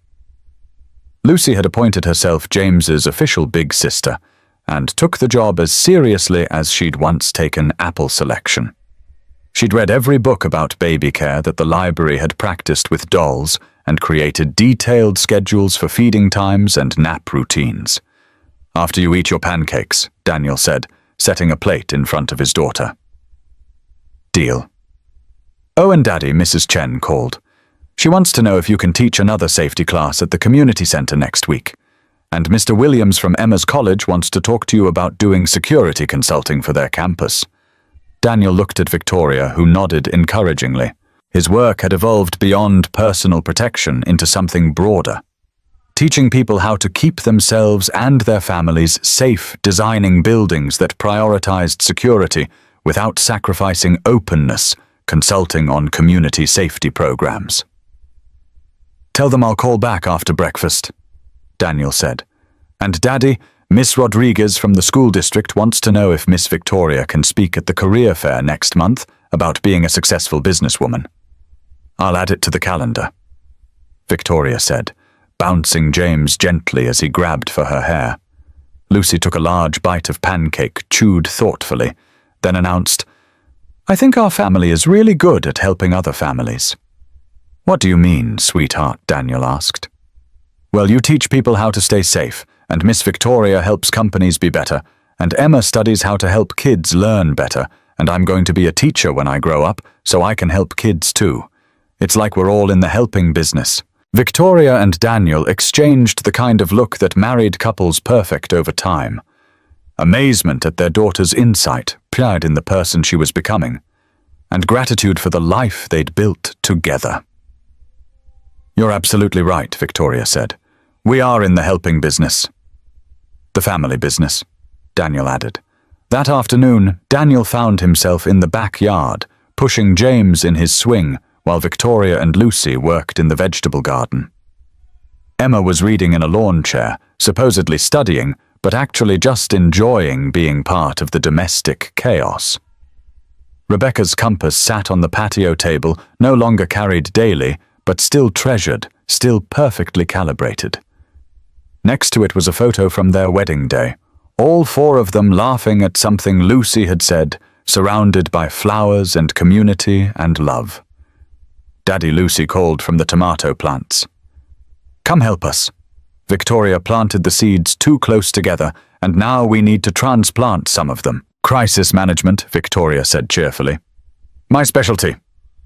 "Family management," Daniel corrected, lifting James from his swing. "Our specialty." As the sun set over their suburban neighborhood, the Rivers family gathered around their patio table for dinner. Daniel and Victoria, Lucy and Emma. Baby James, in his high chair, surveying his kingdom with the satisfaction of someone who was exactly where he belonged. "Before we eat," Lucy announced, "I want to say something." "Of course you do," Emma laughed. "What is it this time?" Lucy looked around the table at all the faces she loved most in the world. "I just want everyone to know that even though our family is kind of weird, we have a daddy who used to be a soldier, but became a construction worker, but then became a security expert, and a Victoria, who was a scary CEO, but learned how to make pancakes and plant gardens, and an Emma who almost got hurt but didn't, and now helps other people learn stuff, and a baby brother who thinks carrots are hat decorations. Even though we're weird, we're perfect." She paused for breath. "And I think Mommy would be really happy that Daddy found Victoria, and that I got to have such a good family." Daniel felt tears prick his eyes. "I think she would be too, sweetheart." "She definitely would be," Victoria added softly. As they held hands around the table, this family that had found each other through crisis and chosen each other through love, Daniel thought about the path that had led them here, the broken compass that had pointed him toward Rebecca, the tragedy that had brought him home, the moment of choice in a dark alley that had changed everything. Heroes he'd learned didn't wear capes or seek glory. They just showed up when someone whispered help. They carried broken compasses and made pancakes with too much syrup. They turned CEO offices into safe spaces and quiet neighborhoods into communities. They took scared, lonely people and helped them remember what family felt like. Daddy Lucy said, squeezing his hand, "What are you thinking about?" Daniel looked around the table at his wife, his children, his chosen sister, his chosen life. Just thinking about how sometimes the best adventures are the ones you never planned. "Like us?" Lucy asked. "Exactly like us."